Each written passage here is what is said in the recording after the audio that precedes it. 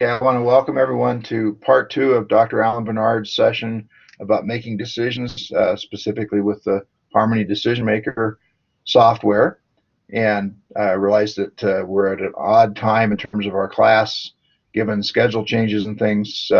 Just really want to thank Dr. Barnard for coming back with us, and especially given that it's 1 o'clock in the morning where he is. And so um, I'll turn, or just one quick reminder, next week, we have, oops, where'd it go? Second. Well, next week we have Alfredo Maicu. I think just a minute. Let me come back here.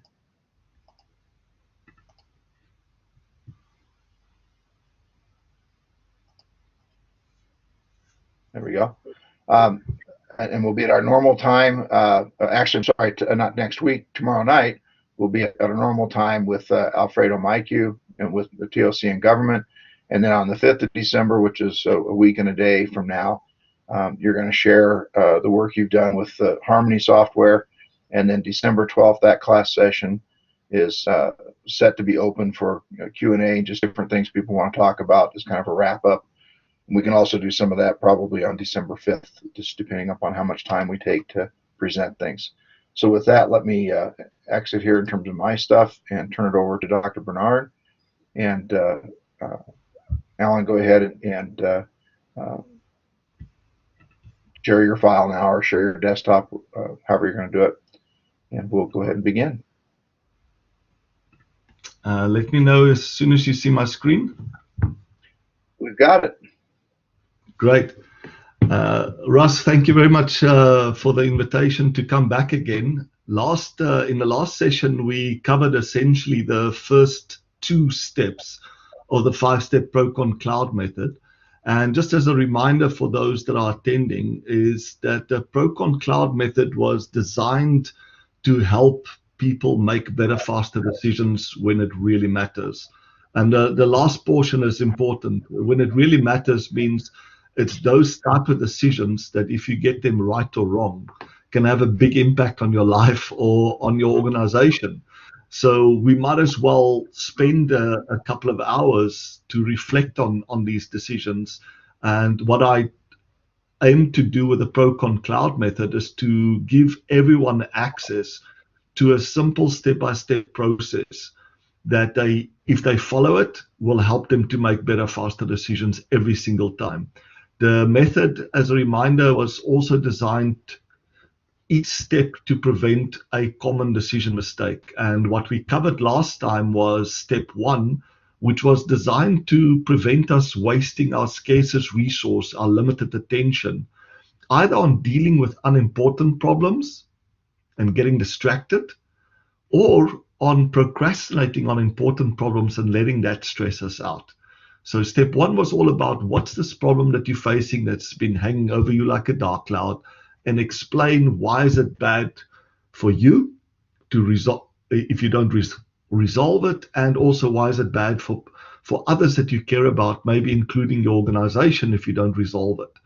And those two red boxes in this step 1 captured our assumptions about why this is important to us, or why it should be important to the organization, which means others can help us check it as well. So if we are confident that the reasons we provided is really strong enough, that this is an important enough problem, we then are ready to go to step 2. In step 2, we try to prevent a mistake of just jumping to a solution, or alternatively, just finding someone to blame, whether it is blaming ourselves or somebody else. Neither of these two coping mechanisms when we deal with problems are especially useful. Either jumping to a solution, ignoring the fact that there's always another option, which is not to change, not to put in the solution. And secondly, jumping to blaming somebody. So what step 2 is all about, it says, first of all, let's understand the conflict you face in dealing with a problem. Maybe I'm currently overweight and I feel pressure to go on a diet, and the status quo is to eat what I want. to better understand the problem or better define the problem, what we should do is not just identify what's the options that we have, but to look at the unique pluses and minuses of each of those. So the unique plus of going on a diet versus the unique minus of going on a diet. But then also the unique plus of not going on a diet and the unique minus. And that helps us often to make sense of why we might have overreacted in the past or why we might have procrastinated. And then, of course, we do the same thing for the person that we blame. In this case, we ask ourselves the question, who do we blame? Do we blame our parents for giving us bad genes? Do we blame our doctor for not giving us good nutritional advice? Or do we blame ourselves for just lacking the willpower? Whatever action we blame, that goes into the not change box. And in the change box on the left-hand side is what should we have done or what should they have done? And put ourselves in their shoes and make sense of what their choices was about. And this is how far we got to step in the last session. We also highlighted some interesting insights that if you're trying to understand in any situation why you or somebody might have overreacted, it's normally because of an exaggerated frustration with the status quo. So the negative of the status quo, you might have exaggerated, or it could be an exaggerated expectation of the change. If you have one of those, it's very likely that you could react and maybe change your job or get a divorce or go on a crash diet. If you want to understand why you or somebody else has procrastinated so long, why you've gotten stuck, it might very well be that you've exaggerated the fear of losing the positive that you think is unique to the status quo, or that you've exaggerated the effort or the risk, the negatives of changing. So very quickly, this pro-con cloud method can help anybody expose some of the limiting or harmful beliefs that they might have, those exaggerated fears, frustrations, or expectations, those strong emotions that can sometimes cause us to under or overreact. And that anybody that's, as Dr. Ellie Goldratt used to say, anybody that's been married knows that logic never trumps strong emotions. The only way to overcome strong emotions is, first of all, to expose them, and secondly, get even stronger emotions, get that joy of making a breakthrough yourself or with a team, to be able to keep more of the pluses and less of the minuses. And that's what we're going to be covering today, is to look at steps 3, 4, and 5. And then just to share a little bit about using the app and being able to use our Harmony Decision Maker app to then being able to say, now just do it. And let's track our progress to see if we've started, not started, have we completed all the steps, and if so, have we actually achieved the outcome? So I just want to do a quick voice check, Russ, before I start off with today's session. Can you still hear me clearly? Yes, I have you fine. Taylor said she's had some problems there, but so it must be on your end, Taylor, because it's coming through here. And the recording is working fine. Yeah, yes, it's recording. So then we're ready to start with step 3. And the objective of step 3, as you can see in the diagram here, what we're trying to do with step 3 is to prevent the third type of mistake we often make, which is we're faced with a conflict, a decision conflict. And we think and often have been trained that the only way out, the only resolution is by compromising. And compromising essentially means we have to give up something, or both sides have to give up something. Now, firstly, from a psychological point of view, we now know from behavioral economics that we have a bias against giving up stuff. We, in fact, weigh losses much greater than the equivalent gains. And that's why people really don't like compromising, why they sometimes become very emotional when we ask them to compromise, and with good reason, Because the second reason is that there's often a solution, a viable option that doesn't involve compromise, which means that we are not necessarily getting everything we want and not anything we don't want, but we are getting more pros than what we have currently and less cons. And that's what we want to explore in step 3 is there a systematic way of finding new options that will give us more pros and less cons than what we've got currently. And we've identified those as change plus plus, which means I'm going to treat the change that I considered like going on a crash diet as a half-baked solution. And the 2 pluses are all about what must I add so I don't lose the plus of not changing. And the second plus, what can I add so I don't get the negative of changing? That's option 1. And we call it change plus plus. So rather than having to give up something, I'm thinking about what I can add to my idea of changing. But of course, to be objective, I should also look at the alternative, which is not change plus plus. So imagine a change I'm considering is putting in a new IT system, or maybe even just upgrading my iPhone. And the no changes to keep my existing IT system or keep my old iPhone. The second option is about is to say not change plus plus is there something I can add to my existing IT system or my old iPhone that will give me most, if not all, the benefits I only thought I could get by upgrading. Maybe, I can upgrade the software. Maybe that would take me a long way in getting all the benefits. And then the second plus of not change plus plus is what can I add so I don't have to live with the negatives of the current IT system or the current iPhone. Maybe, I can put on a new cover, and that can also solve my problem. Now I have a phone that gives me most of the benefits because I've upgraded the software and I've updated the cover so it looks and feels new.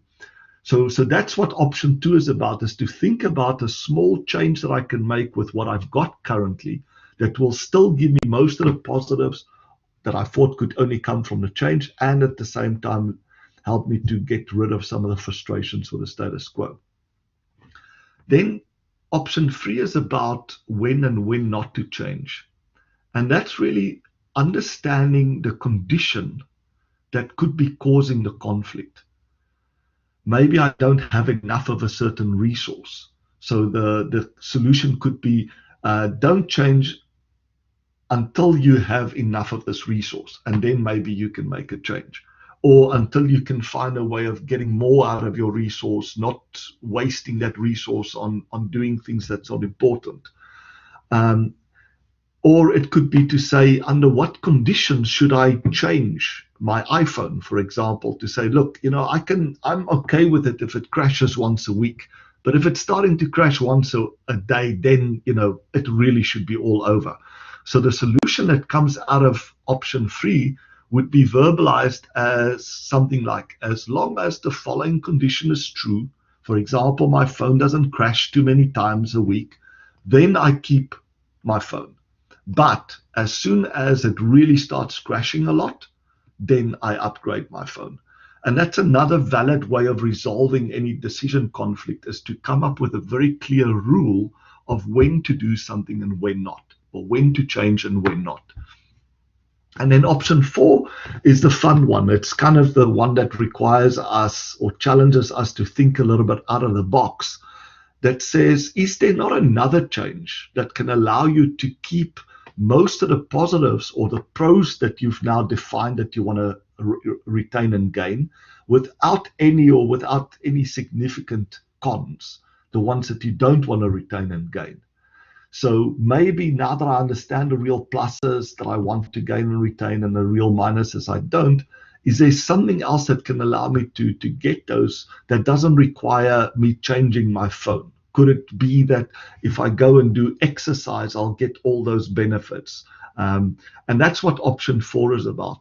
So what I'll do now is I'm going to share with you, and the slides I'm using, you'll see will be the exact slides that will be available in the help file in the Harmony Decision Maker app. So if you ever find yourself, I'm in step 3, and you'll see that there will be a little information button. And if I click on that information button, the information that I'll see on my screen will be answering 3 questions. Why the step is needed, in case I've forgotten.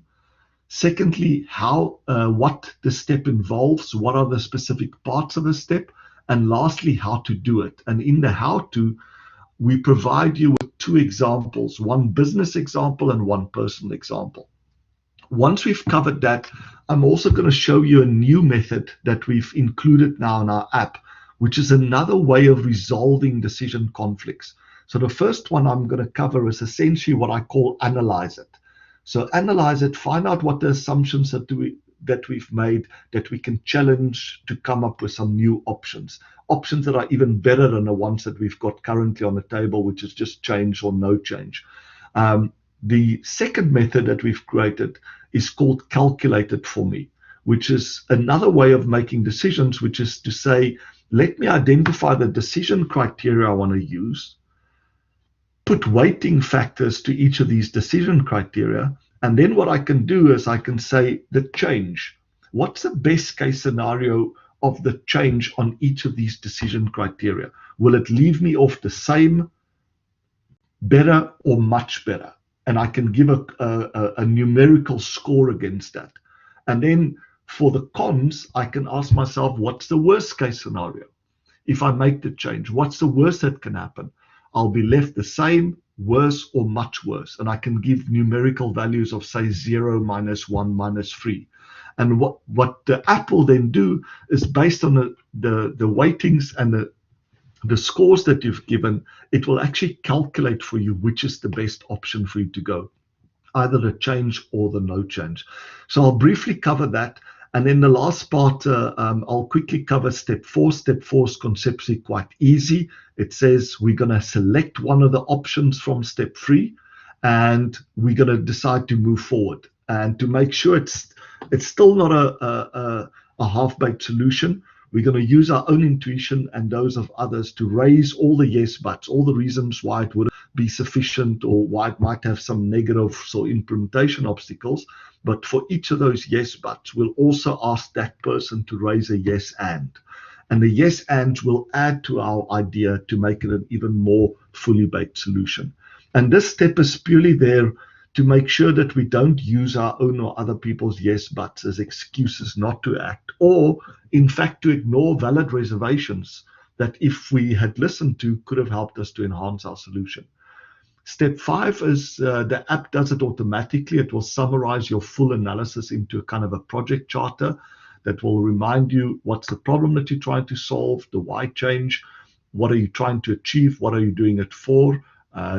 We want more of the pros, less of the cons. How are you going to do it? And then give you the full solution, the change plus, plus, plus, plus. And then we'll highlight also the assumptions that you've challenged in the process. And then the last step is just do it, tracking your progress. So as I mentioned, if you click inside of the app on the information button or the question mark, it'll give you the why, the what, and the how of each of these steps. So generically, we've got these 4 options, new options that we previously didn't consider, that we want to explore in step 3 and see if that can provide us with a way of resolving our conflict.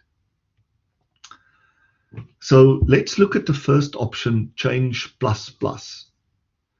As I mentioned, if you pay attention to the center here, it says this, that change is not a viable option as long as you have to give up the plus that you thought only you could keep by not changing. And it's also not viable as long as you have to live with the negatives that you thought would happen if you made the change. In the last sessions, I shared with you the nice story that Dr. Ellie Goldratt came up with to help us just put characters against each of these pluses and minuses. He said that if you're making a change in your life or in your organization, imagine standing at a base of a mountain and climbing the mountain represents making the change. The plus of the change, the unique plus of the change, is a pot of gold at the top of the mountain. You can't get it if you don't climb. But there's also a unique negative, which is all the effort to climb and the risks of falling down. And that's represented by two crutches, the effort and the risk. But of course, there's also pluses and minuses of not climbing the mountain. The plus of not climbing is that you can stay with this beautiful mermaid, or for the ladies out there, you can stay with this beautiful merman. Or if you really don't like the mermaid or merman analogy, maybe it's the fish in the lake at the base of the mountain, that if you leave, you have to leave them behind. And that's always scary and uncomfortable if you leave something that you treasure behind. So that's a unique plus of not making the change. The unique minus of not making the change we represent as an alligator, which is swimming in the lake. For some reason, it's not interested in eating the mermaid. It's only interested in eating us. And even if there wasn't a pot of gold, we might want to run up the mountain just to get away from the alligator. So in the text here, if I refer to mermaid and crutches and pot of gold and the alligators, that's essentially what we're referring to. So option one is all about thinking about what I can add to make change a viable option. And you'll notice that in the app, there's going to be two methods that we give our users access to. The first method I just call a simple method. It's basically just challenging the user to do a thought experiment and asking them directly. So in this case, the work example that we've included is this challenge that we have when there's a lot of work waiting for us. And we feel pressure on the one side not to overcommit. So to actually say no to some of the work when the backlog grows high, that's the change. The no change is to keep on accepting the work, keep on saying yes, even though we know there's no way that we can do it within the expected time. So what will make not overcommitting viable, or at least what will make it not viable? It's not viable if we have to give up this plus that we previously thought we could only keep, the mermaid of not changing, which is we are seen to do whatever it takes to meet the demand. And that's when we keep on saying yes. If we say yes, it gives the other side confidence that now that we've committed, we're going to do whatever the heck it takes to meet the demand. If we said no, immediately it might raise concerns that the fact that you said no could become a self-fulfilling prophecy. You're not even going to try. So the question is, what can I add to the idea of not overcommitting, sometimes saying no, without having to give up on this important positive that how the other side views me? And what we come up with, the first plus, is that we actually show customers that not overcommitting is the best way to getting more done. That in fact, by us having the discipline of not saying yes when there's no way we can achieve it in the same time, it's actually not just helping our existing customers, but also them. The second plus is we just asking the user, what can I add so I don't have to leave with the potential risk that by saying no could result in me losing sales, for example. And the second injection that we've come up with, or the second plus, is, well, maybe what we could do is we just don't say no, but we quote a longer lead time when the demand is more than the supply. So we track very carefully our backlog, and this is one of the solutions that we have in simplified drum buffer rope that Eli Schragenheim created. He called it the planned load mechanism. So essentially it means that when we're quoting a lead time, that quote is made up of two parts. It's kind of made up of how long it will actually take us to do the work, and secondly, a sort of an allowance of what will be in backlog at any point in time. So if we quote 2 weeks, maybe we've assumed that if we had only this thing to do, it will take us a week.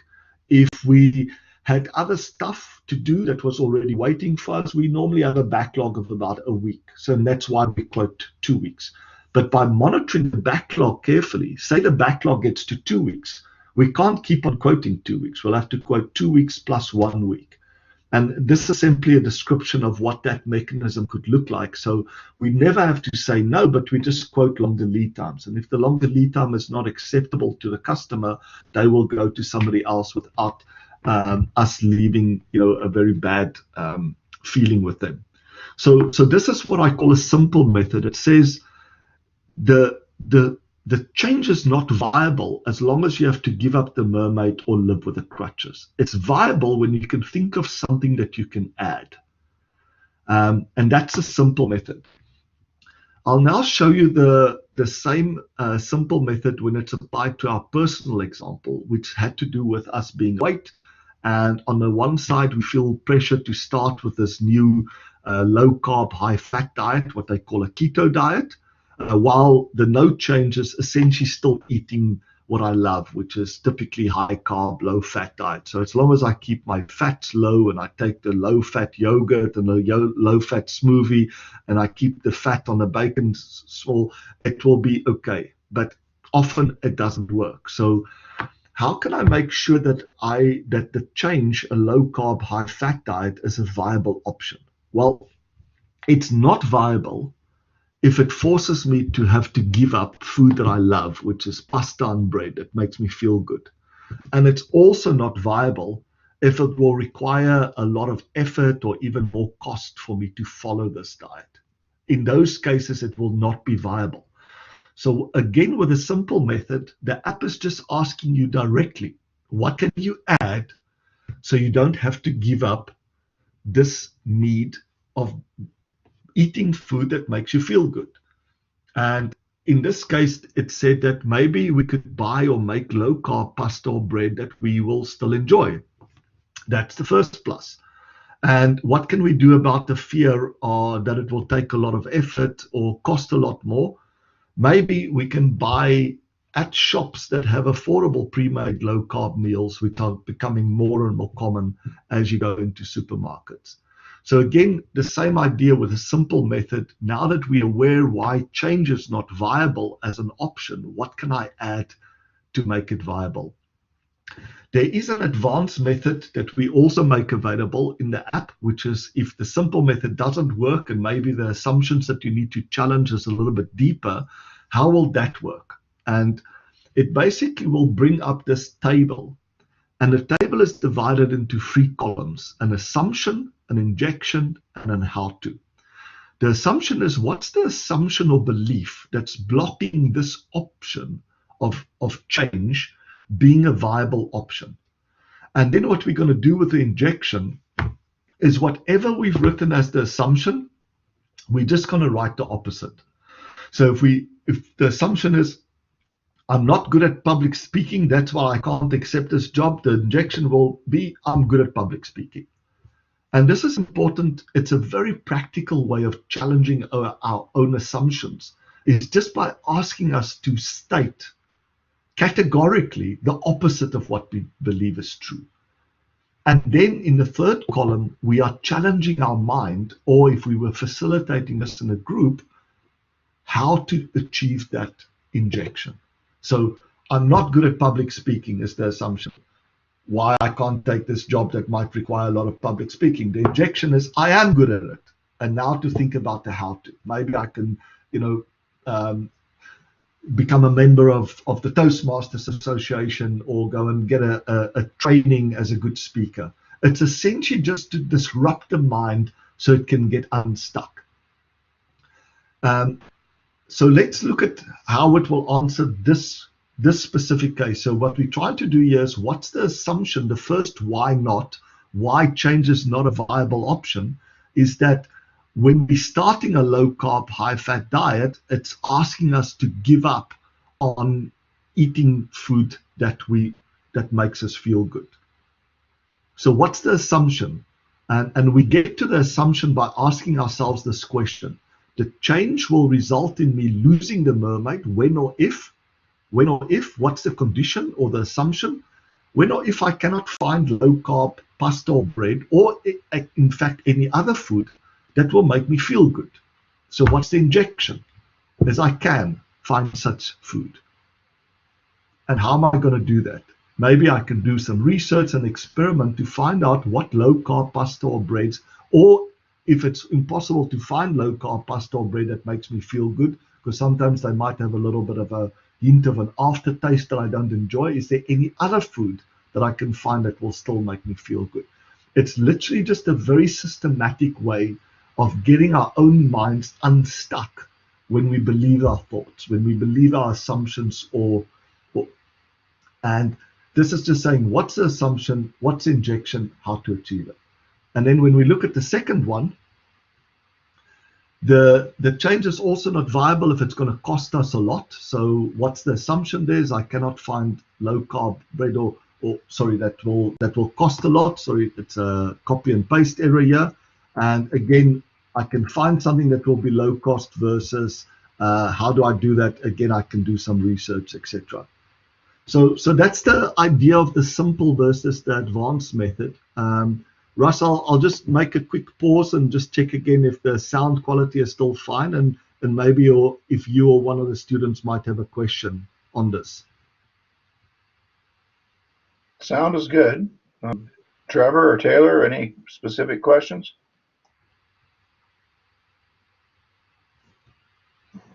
None from me yet. Great. So I'll just repeat that. You'll see that the same pattern for the other options are true. So we are looking at what we can add to make the status quo in this case a viable option. Well, it's not viable as long as it means that we have to give up on the pot of gold that we really want. And it's not viable if we have to keep on living with the alligator. So again, what will make it viable? I can maybe, in the case of in the past, the status quo that was that we overcommit and accept too much work. That's not a viable option to continue unless we can stop doing things that we shouldn't, that waste capacity. And by doing that, maybe it exposes so much work that we can still do the things even if we've originally overcommitted. And what will happen with the pressure to being a bottleneck? Maybe if the demand still exceeds the supply after we've stopped everything that we can, maybe then it's an option to outsource some of the work so that we don't remain to be the bottleneck. And those are the two injections that can make this a viable option, not dramatically changing the way that we make commitments to clients. In the no change side, which is to continue eating a balanced diet, which is typically high in carbs, low in fat. Again, we can think about what's the options that we can add there. For example, eat only carbs when you really like it, to reduce the total carbs, or maybe eat carbs that has a low GI glycemic index, which means it will be absorbed in the bloodstream much slower than other carbs. So for example, swap your normal potato fries for sweet potato fries. Sweet potato fries still has carbs in it, but it's absorbed much slower and therefore won't create those spikes that will trigger insulin being released. And that will help us to still lose the weight. What's the second plus? Which is that I stay overweight and continue to feel guilty and unhappy. Maybe by limiting the carbs, you will also reduce your weight a little and feel less guilty, because at least you're making an effort now to eat more responsibly.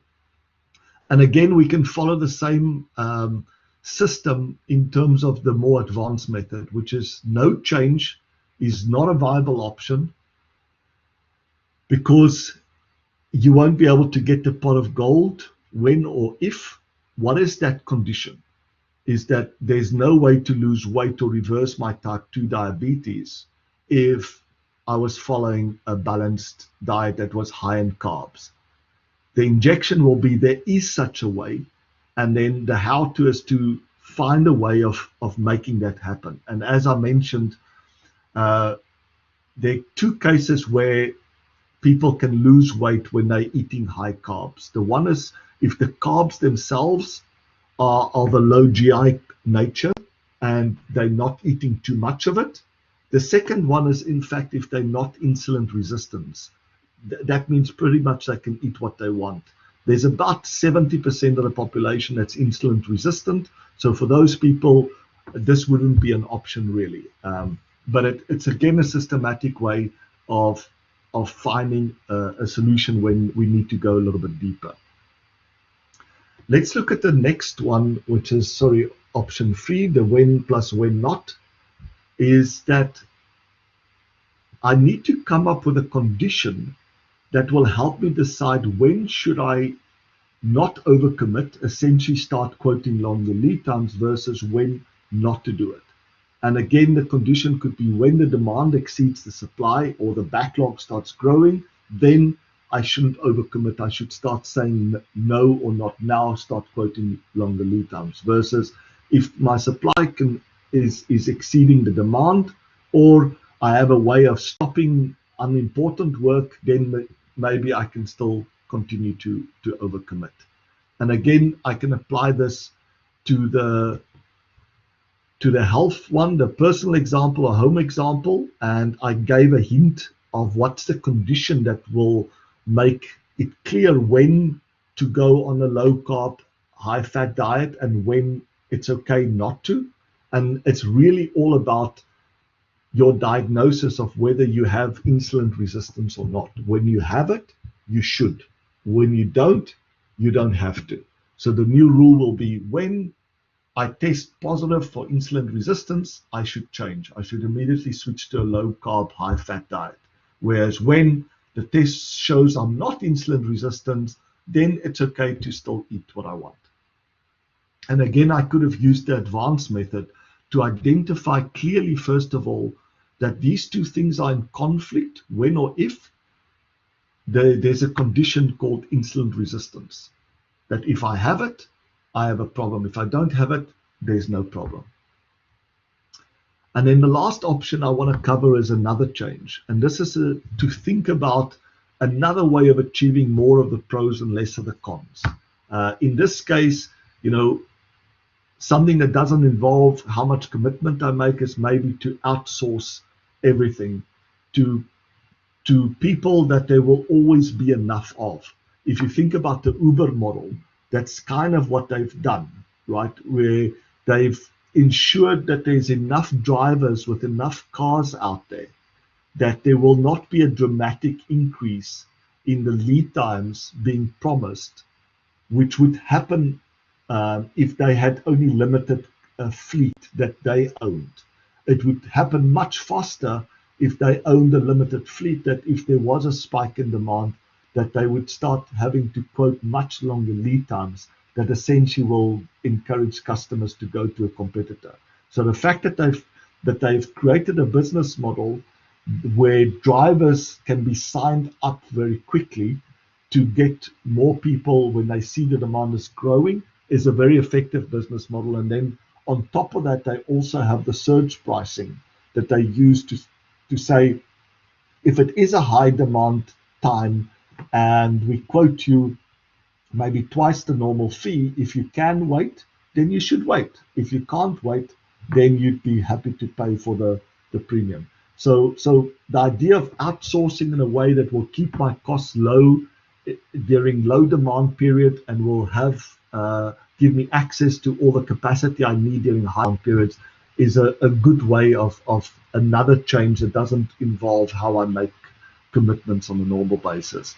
And in the case of the health situation, maybe a good way to get out of this is just to get an operation to go and suck out all the fat, or take some kind of new drug that I believe is busy being developed that can return the body's sensitivity to insulin to help that 70% of people that are already insulin resistant, that often results in them developing type 2 diabetes.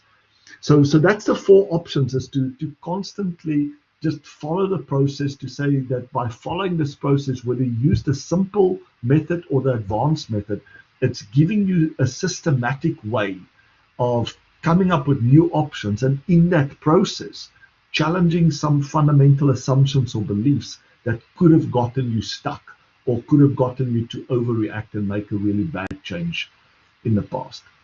So again, I'll take a brief moment and see if there's any questions from either Russ or any of the students online.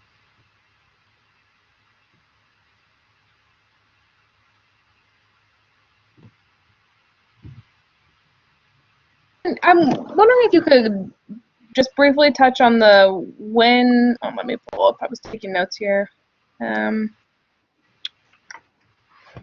When plus when not. Yes. I understood the other three options had, well, the other two options. Basically, you're trying to keep advantages from both making changes and not making changes. And is this simply, if X happens, then I make the change that I've been considering? Yes, it's essentially coming up with a very simple if-then-else rule, right? So this weekend, I'm currently in the UK, and I was presenting at a mental health conference.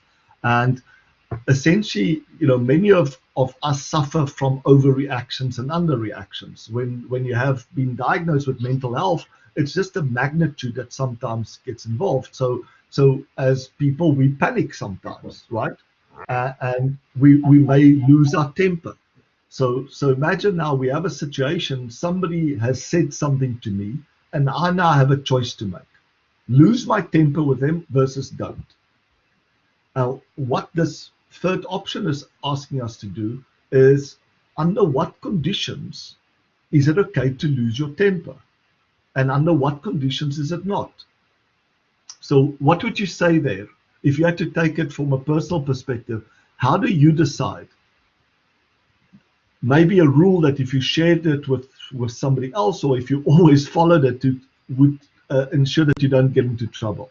So like, who do you allow yourself to lose your temper with versus who not? Got it. Thank you. That example was really helpful. So I can tell you my personal rule, right? So for me, I allow myself to lose my temper if it's somebody that I deeply respect and that's in a more powerful position than I am, right? Somebody that I look up to and knows me. Somebody that I can blow off steam and I know it won't cause damage. Whereas if it's somebody that's at my same level, or maybe that looks up to me like a student or somebody else, I never allow myself to lose my temper. I have a simple strategy that, they say something that upsets you, you take a couple of deep breaths and you try to respond in the most polite way. And that's really what option 3 is about, is to say we can often resolve these decision conflicts by coming up with a very simple rule of when to do one thing and when not to do it. Great. I should probably apply this method to the exact scenario you're posing. Right. Another thing is like to say, when should we work overtime and when not, right? And in TOC, we have a simple rule that says if the buffers are on the green or yellow, don't work overtime because there's no need. But if the buffers are on the red, and definitely if it's in the black, you should automatically authorize overtime. So this third option is a very powerful one because it focuses on what's the condition that's causing the conflict, and just come up with a simple rule that tells you under what condition should you do what. Great question, by the way. Thank you. Any more questions, Russ, or anybody else on the line?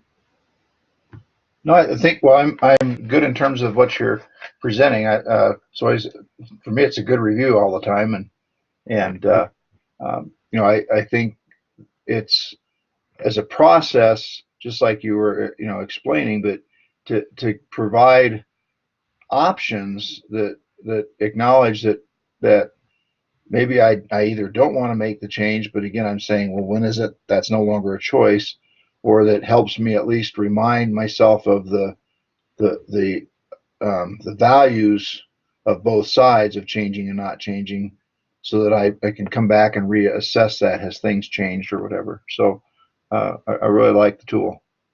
Yeah, and it's a fun exercise to do. Even with your kids, they do something bad, like don't eat their vegetables, right? And you say to them, okay, when should you eat it and when not? What should be a good rule to follow?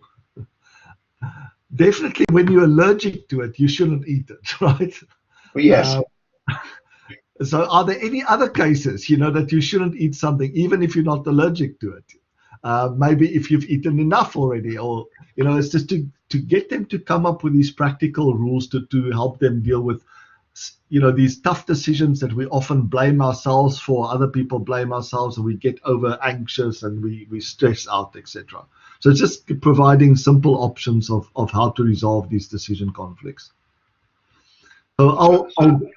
So this is your fault because you talked about kids and vegetables. Okay.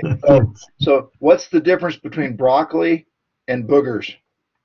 I don't know. Kids won't eat broccoli. Just had to throw that in. Yes, thank you for that. So if we can continue, basically what that brings us to the end of step 3, but there's a final step before we go to step 4, which is basically asking us, okay, so previously you were only looking at 2 options: change, don't change. You have now given yourself 4 new viable options, and you should select which one you think will give you the biggest upside and the smallest downside, the most pros and the least cons. So this last part is literally just being able to look at what the various options is that I've come up with, and the app will summarize it. So inside the app, if you click on a little down arrow, it will give you a reminder of what that option looks like, the change plus plus or the not change plus plus, etc. And from that, you then make a tick mark against the one that you want to proceed. And that's what we're going to do step 4 with. We'll take that as the main change, the new change or injection, and we're going to look at all the yes buts and the yes ands to make it even a more complete solution. But before I get there, I'd like to share with you just 2 things. The first one is a new method that we've been working on, because it turns out that some decisions could benefit from us doing kind of a mathematical calculation. When it's quite complex, it can help us potentially to say, well, to resolve this conflict of the low carb versus low fat diet, what if we did the following? We came up with some decision criteria that we want to use to decide which option is the best. And in this case, I'm going to be using criteria that comes from the field of positive psychology. It's called PERMA. And these are the elements of well-being or happiness. So the first P is for the amount of positive emotions that you experience. So when you're eating good food, how it makes you feel. The E is for engagement. So that's how often you get into flow, when you're fully engaged.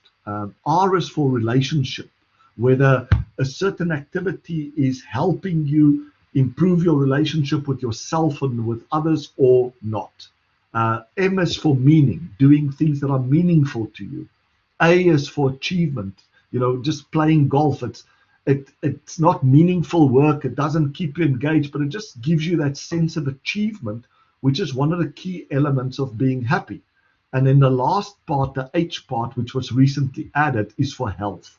So in the app, what we now offer users is to say, if you've tried the first one, the first method of discovering 4 new options that you previously didn't consider, and you're still stuck, maybe you could benefit from doing this kind of calculate it for me option. So you identify what these decision criteria is. It could be as simple as wealth, health, and happiness. There's just 3 things that I want to measure, whether a change I'm considering, whether it's a new diet or new job.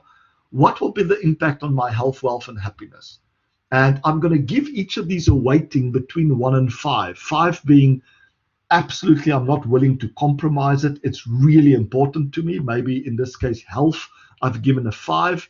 And 1s and 2s are ones that it'll be nice from time to time to have it, but it's not that important.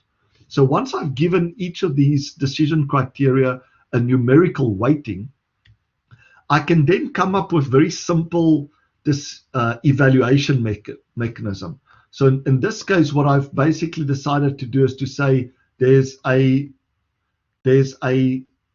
middle element, which is if I'm looking at how will a new low-carb, high-fat diet, how will that impact my health?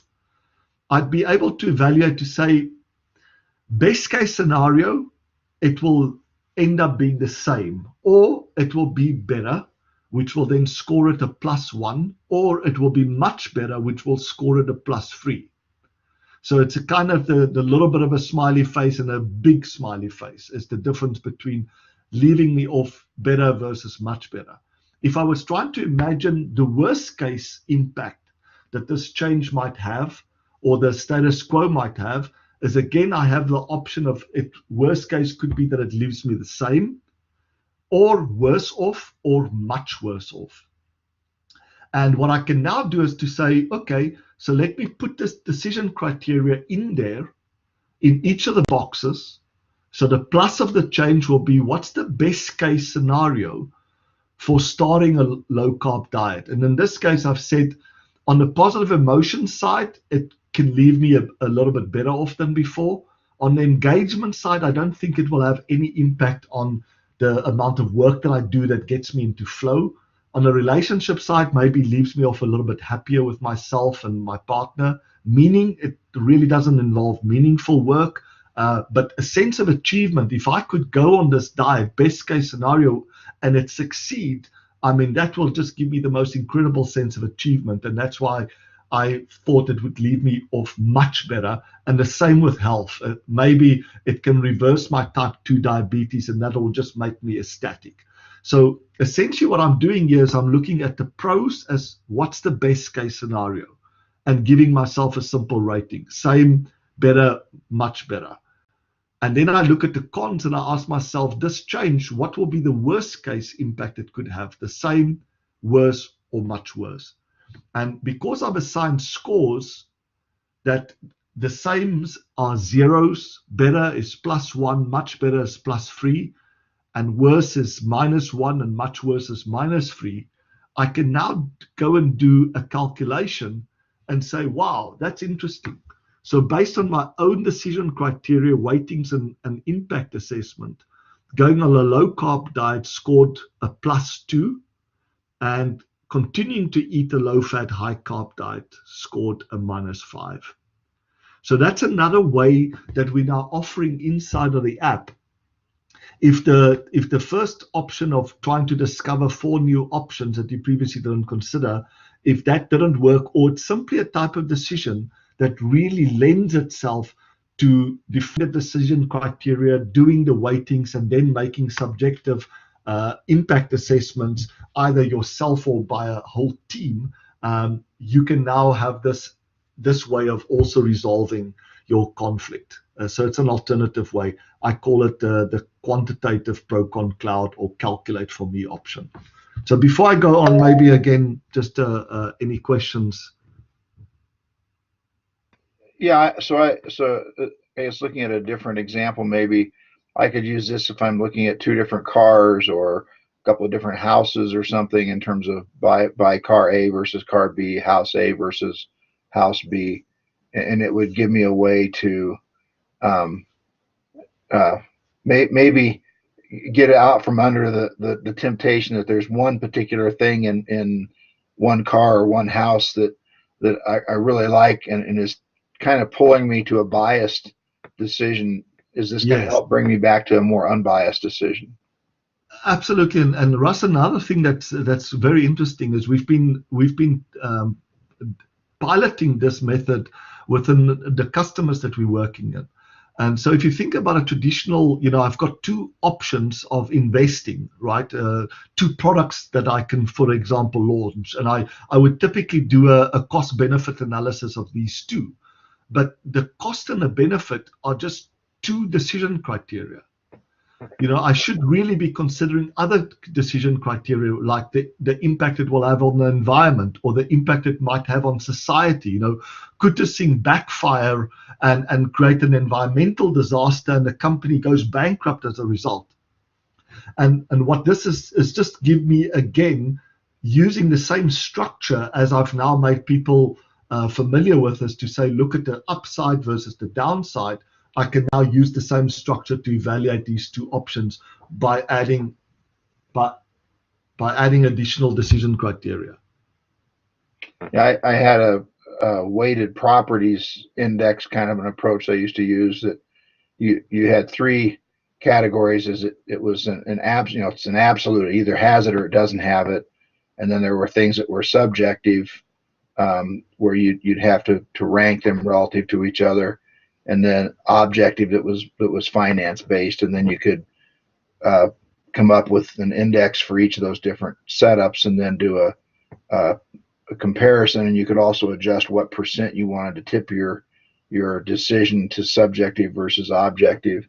And one of the things that was a real plus is it really helped identify again an option that just didn't make sense. And it seems like this would do kind of the same thing, but a much quicker way to go about it.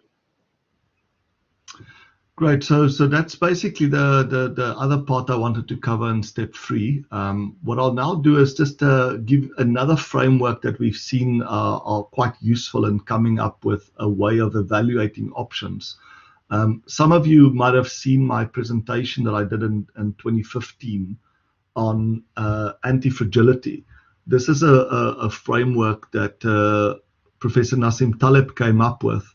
He said when you evaluating systems or options, you could look at them about how the system will respond to a positive or negative stress. So a fragile option is one where the bigger the negative stress, which is going that way, the more the pain will be to the system. And the bigger the positive stress, there's only limited gain that it can get. So think about a small, one-person business. If you get, suddenly double the amount of sales, you can only deal with a limited amount of that sales. And you wanna see what is there a limited gain but an unlimited pain, and that type of system becomes fragile, because even if you have equal amount of bad days and good days, or project successes and failures, you will be harmed over time because you've got unlimited pain and unlimited gain. So that type of system is fragile. A fragile option. Just a moment. I see there's somebody at the door quickly.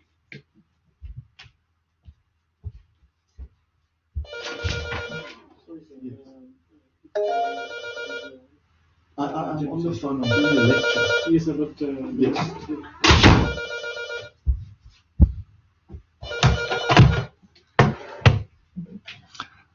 Sorry for that. It's they're saying that there's a kind of a noise coming through from that's bothering somebody next door, so we'll keep it down a little bit. When we're evaluating options, we want options that has a big upside if it works and a small downside if it doesn't. An option that has a big upside if it fails and a small upside if it works is a fragile option. It's not an option that you should consider at all. A robust one is essentially one where there's limited pain if it doesn't work and limited gain if it does. So in that case, it's kind of robust. If you think about stickers on a piece of package, fragile says handle with care. Robust says I don't care, because it's not harmed by volatility, whereas fragile systems are substantially harmed by volatility.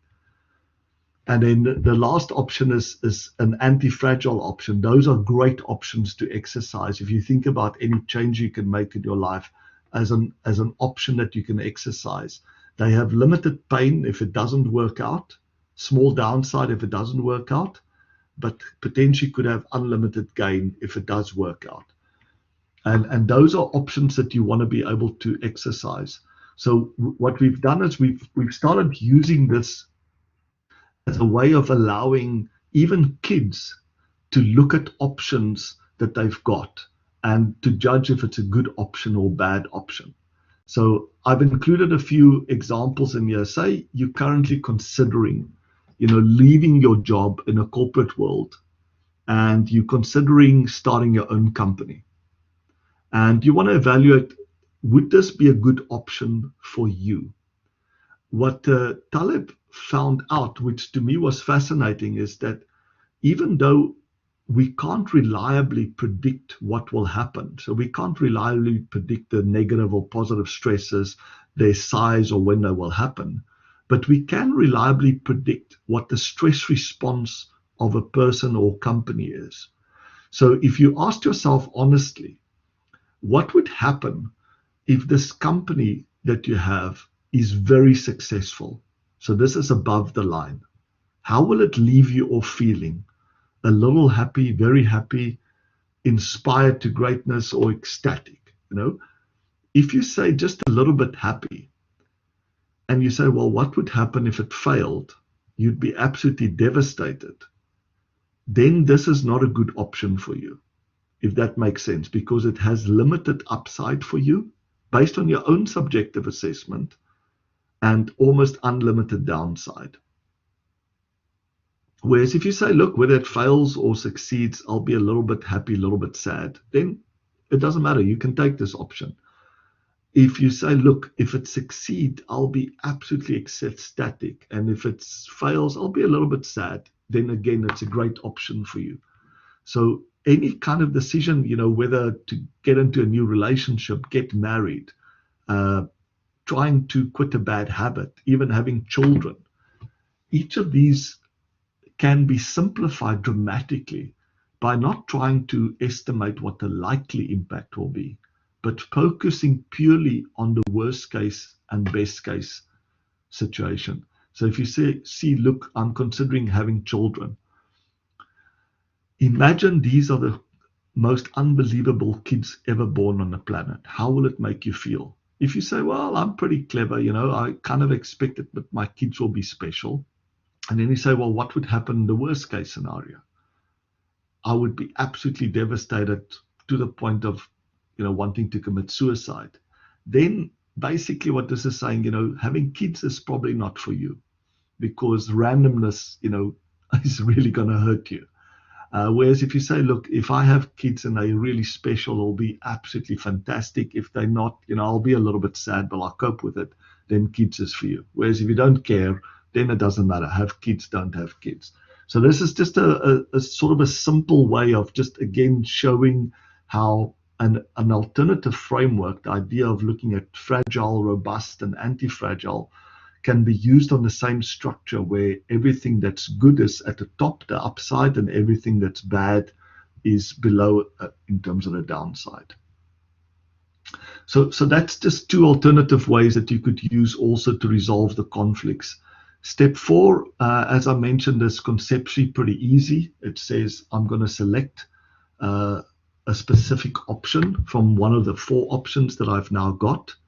And essentially what I'm going to do is the app will summarize that option for me, and it's going to ask me to start raising yes buts. And there's 4 free yes buts that we can get. The first one is, I like the idea, this change plus idea, for example, but I don't think it's sufficient or enough to be a win for all stakeholders. So the yes but will be, it's not a win for all stakeholders, and the yes and will be, this is what we can do to make it a win for all stakeholders. The second yes but is, I like the idea, I think it can be a win for all, but if it really works, there's a potential negative that we previously didn't think about.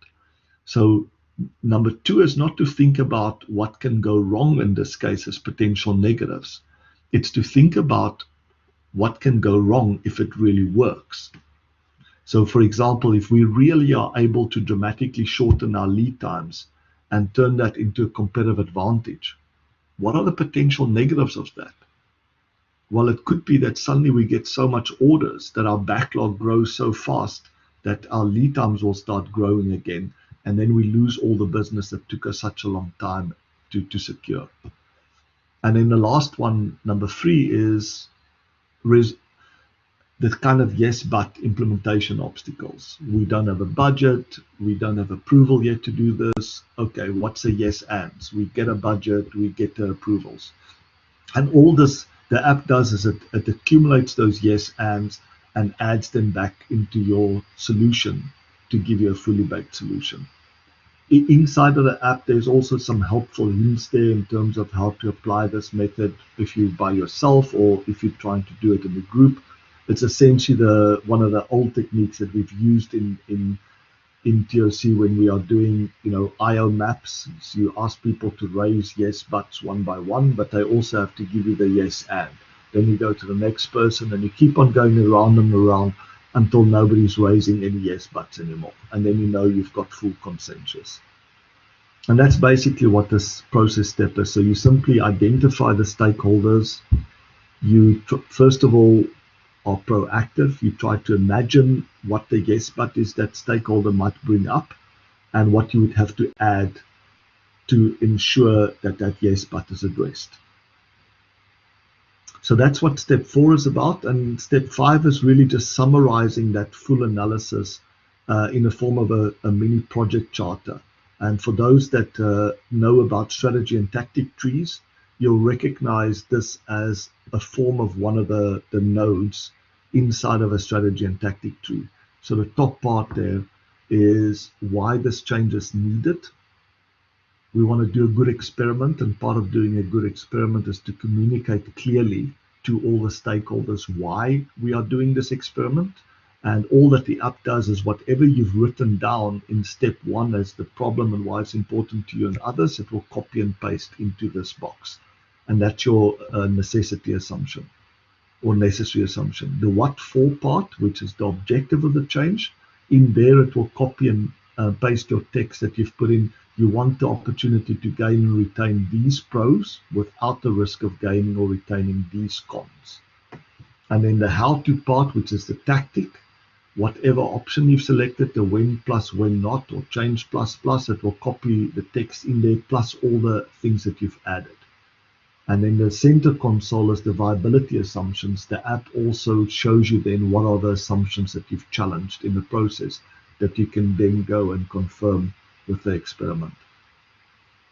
So that's what the method is all about. The last step in the method is literally just do it and being able to monitor your progress. So being able to say not started, in progress, frozen, which means we're still planning to do it, but we caught ourselves multitasking. So we're going to freeze it for now until we've got the capacity to do it. C is for completed, which means I've implemented the full change, that full tactic, but I haven't yet achieved the outcome. And then the A part is I've actually achieved the outcome. So again, I'll pause there and see if there are any questions.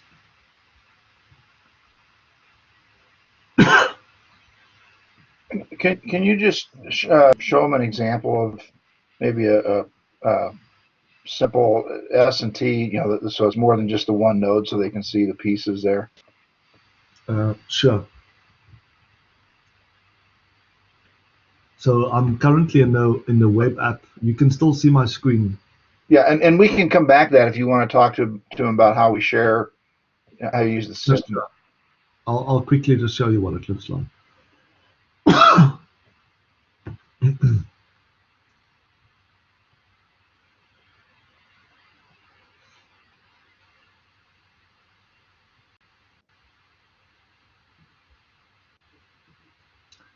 So this is what a strategy and tactic tree will look like. And any of these blocks here is what I meant as a node. So if I double click on it, it will open up that node. And it will show me the strategy or the objective that I'm trying to achieve for that node, and also the tactic. And if I click here on the white button, it will show me all the assumptions, why this is needed, why we think the tactic is the only viable or best viable option to achieve the strategy. So it's essentially this format that will be the output of your Procon cloud analysis. And I've often used that mechanism, and I'll quickly show you what that looks like.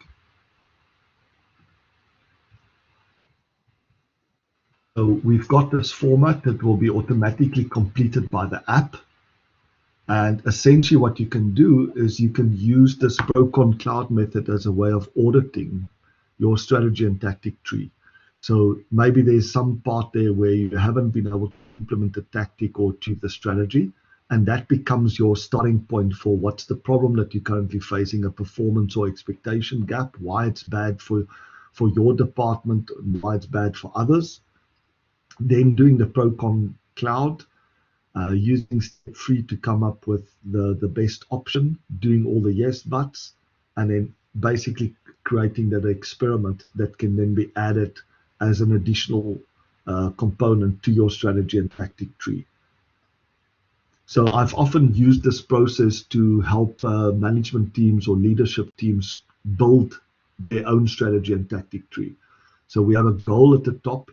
Where there's a gap, maybe the profit is below expectations, or the number of kids that are passing with a certain grade is below the expectations.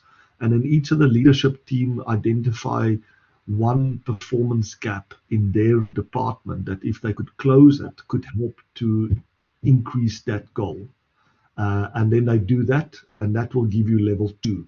And then they repeat the process with their teams, and that will give you level 3 and level 4 until you get to actionable information.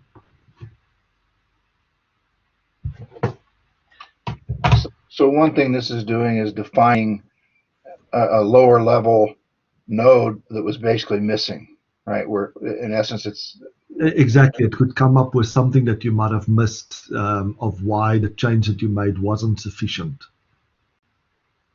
So it's challenging some assumption, most likely, that we missed about the current circumstances or the. Yeah. Okay. Yeah, we might have said. Imagine that the gap part there that I've circled was that our due date performance needs to be above 95%, and we now 6 months into the implementation, and we find that it's still stuck at sort of 85%, and we say that that's our problem. Our due date performance is still at 85. It needs to be above 95. So why is this bad for us in the company? What are the options that we have that we can use? Maybe the options is to increase the amount of capacity that we have, or start looking at product mix. Any of the type of options that my department can contribute. If I was in procurement, maybe it's we don't have reliable lead times because our suppliers are unreliable. So maybe for procurement is to exercise the option of buying for more expensive but more reliable supplier versus to continue to buy from our existing supplier that's low cost but also low reliability. So it's just, we use this as an auditing tool, and for those users that subscribe to our Harmony Changemaker app, the 5th module in that Changemaker app is our auditing module, and in the auditing module you get access to this process.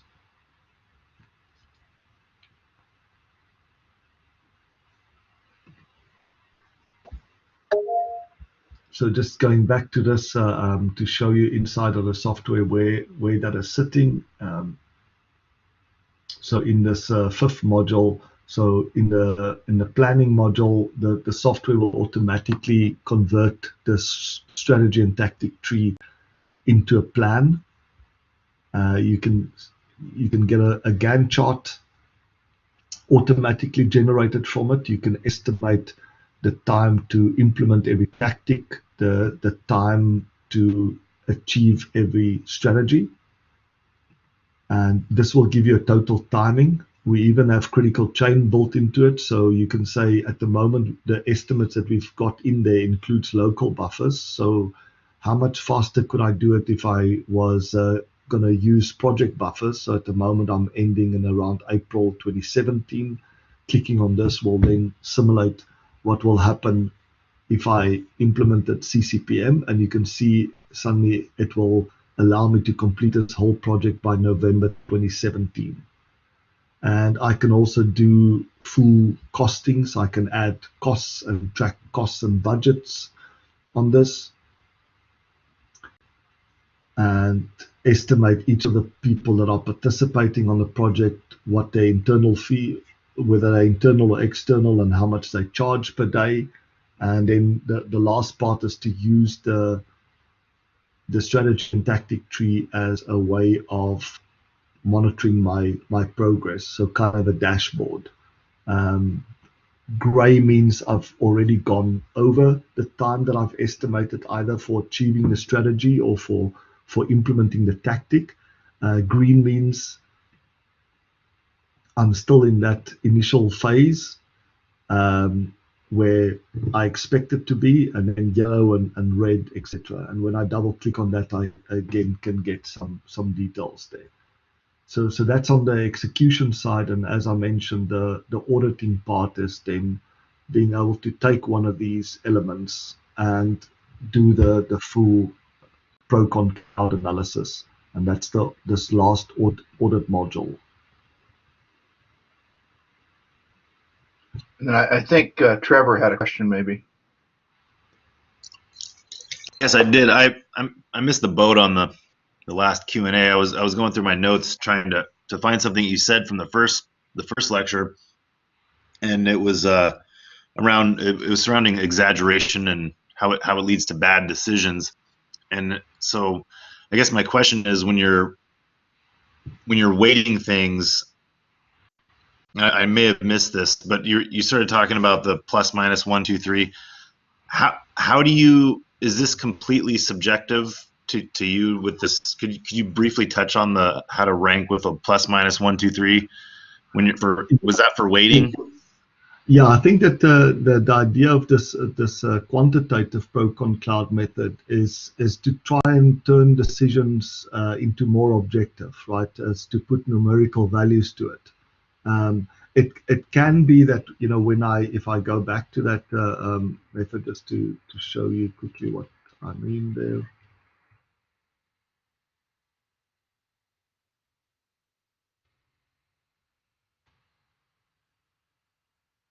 So, you know, the app will basically show me my scores. So if I don't like this or I feel uncomfortable with it, it obviously highlights to me which are the ones that contribute most to the fact that in this case one diet, you know, scored higher than another. And again, because I'm putting it on paper and I'm making it visible to myself and others, I can then check if it could be that I've exaggerated one element over another one. So just the fact that I'm doing the scoring and I'm putting it on a piece of paper and I'm looking at it can potentially expose a bias that I already have in my mind, or a bias that the company has. And it then allows us to say, well, is that really true? Is it really that, you know, is that really the best case scenario or the worst case scenario? But that's another part of it. Is just once I've got the scores down, you know, there's an element there, of course, of looking at them and challenging them and making sure that I haven't under or overestimated the impact. What we have noticed is when you ask people for likely impact, the chances that they will make mistakes is quite high. When you ask them what's the worst case or best case, we tend to be quite accurate in guessing what the best or worst case are, or at least, you know, when we write them down, it's easy then to see that we might have exaggerated, right?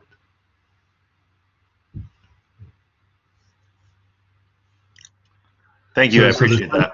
Yeah, so the same insight that we had from just using the traditional pro-con cloud method is that, you know, if I have a very high score in the box that previously where the mermaid would have been, you know, the plus of not changing, or if I have a very low score, a big minus in the crutches box, the minus of not changing, it could be that I've exaggerated those two, and that's why I'm now getting, you know, a score that I shouldn't change. Whereas if on the other side I might have exaggerated the alligator, so a big minus on the negative of not changing, or big plus on the positive of changing, again, just by making it visible, and when I'm sharing it with other people, they can look at that and say, wow, Are you sure you haven't exaggerated that, or are you sure you haven't underestimated that? That's very helpful. I appreciate it. So, Russ, I think that was what I wanted to cover. Let me just go down quickly. See, I think I did everything that I wanted to do. Just to this last element was to show that you can use this Procon Cloud by itself. Any decision that you're making. We've been testing it over the last few years with kids. We've just had an Odyssey program this weekend, and the youngest there was around 10 years old. And just by following the questions, they were able to come up with some real breakthroughs of helping them deal with bullying at school and with low grades, all the way to executives of companies. So I'll leave it at that and leave you with this quote, which is essentially all the thinking processes is about helping us check our assumptions. But remember, always check your assumptions before you act, unless acting is the only way of checking.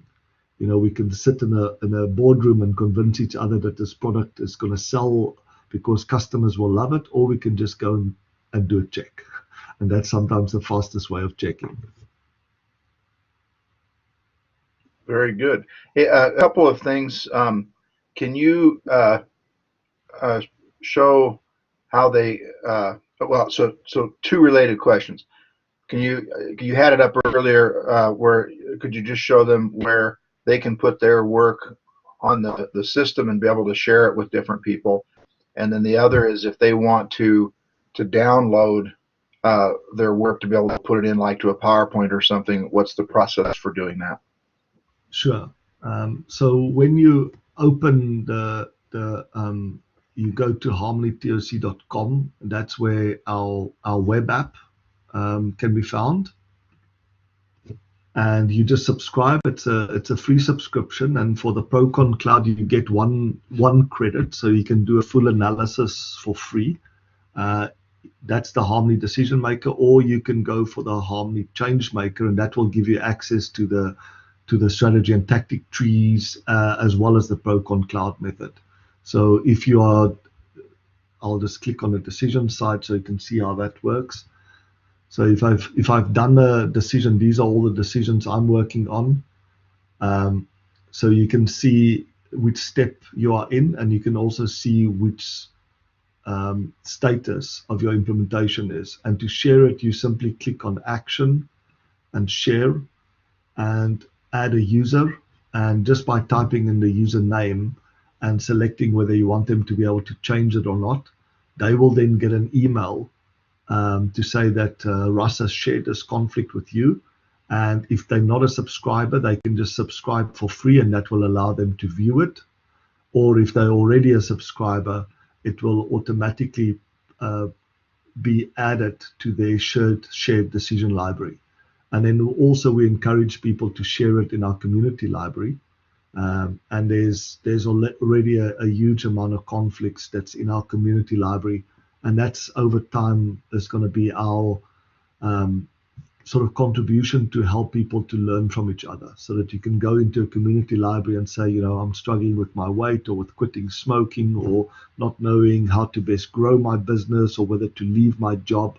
And probably there's somebody else in the world that have already faced a similar issue, and it might be of value to follow their full analysis, to be able to see how that they do their analysis, what were the things they considered, what was the assumptions and beliefs they challenged. I saw Anna Marie's name in there at the top of one. What are you working on with Anna Maria?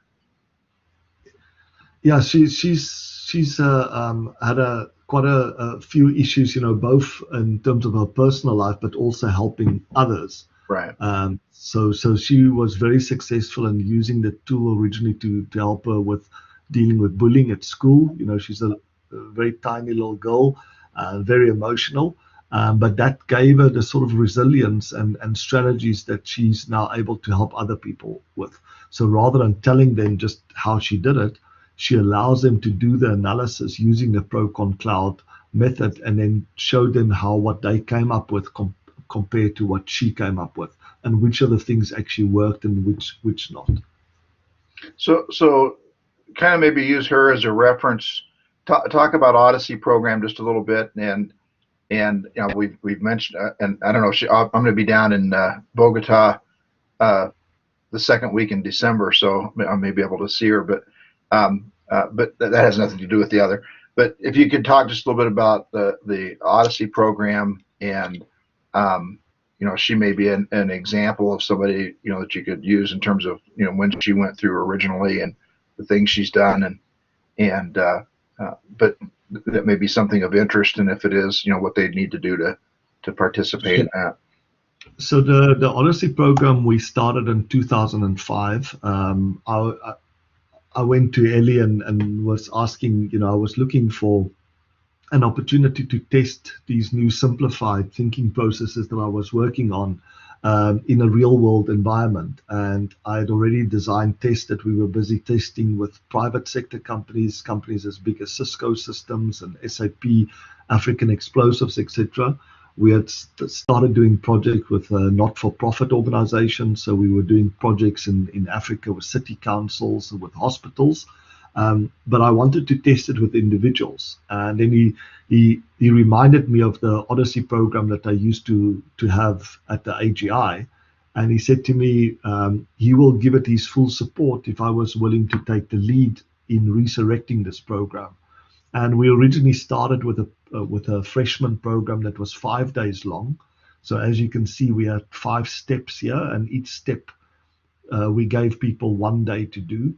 And then we always had an alumni for people that have already gone through the freshman. And what we did there was Ellie would give us a topic that he thought was impacting all of us and where there hasn't really been a lot of progress made.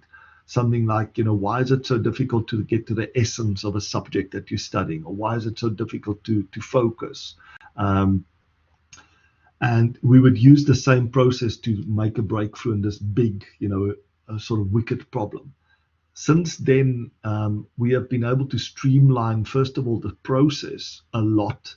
As you can see, the version that you've seen today is literally has been evolving over more than a decade. And then later on, when we developed the app now makes it much easier to allow, first of all, people to go through it, but also allows them to go through it without necessarily having to attend training if they're not in that position.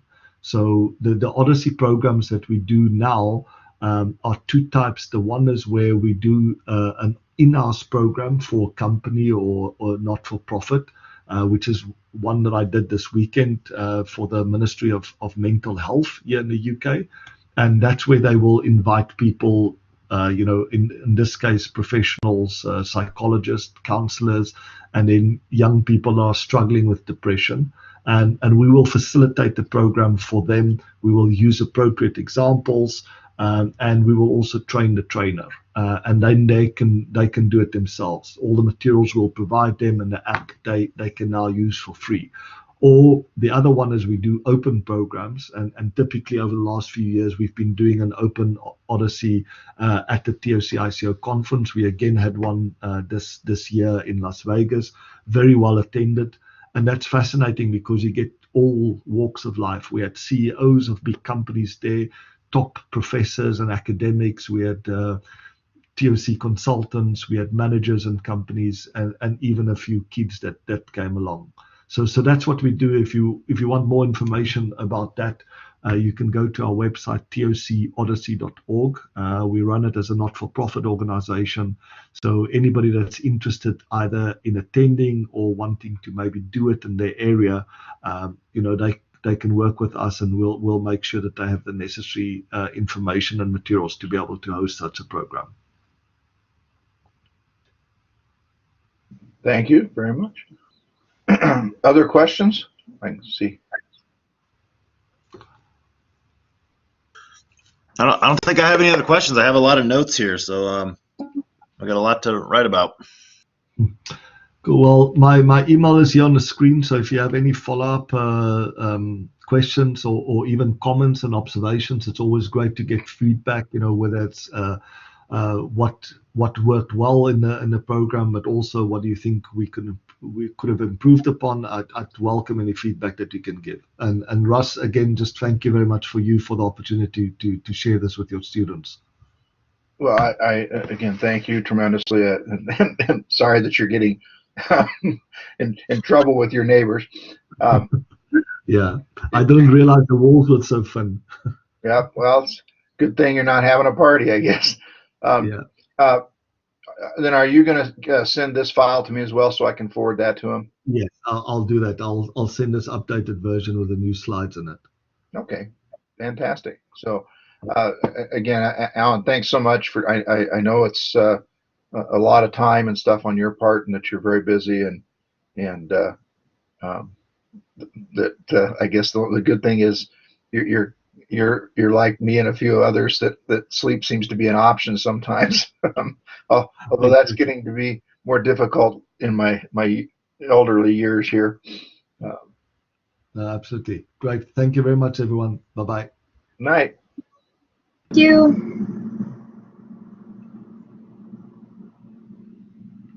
Okay, so just a quick reminder on our side. There's El Capitan. We are. All I want you to do is to work through the process. Again, if it's something personal, you don't have to say what that problem is. You can just say, I'm looking at a personal issue. If it's something that is from work and there's issues of proprietary concerns or whatever, then again, you don't have to name the specific thing. It can be, we are considering adopting a new design or not. We're considering, but you don't have to say what that design is or what product it is or anything else. Just the general terminology, and I don't think we'll have any problems with that. So just work through, and I realize everybody's signed off. That I'm speaking with myself here at the moment, but for the folks that watch it later, that'll still come through. So again, go through the process, and then next week I'll have you share the different parts. And so the best thing probably for that would be if you would download those and put them into a PowerPoint file or something, so that we can see them without having to navigate through the software itself, and just share what you came up with. So thanks for the folks that were able to attend live. I realized that this was an extra session and an odd time for us, and the folks that view it in recorded mode for both groups. Once you're done, if you would again fill in the little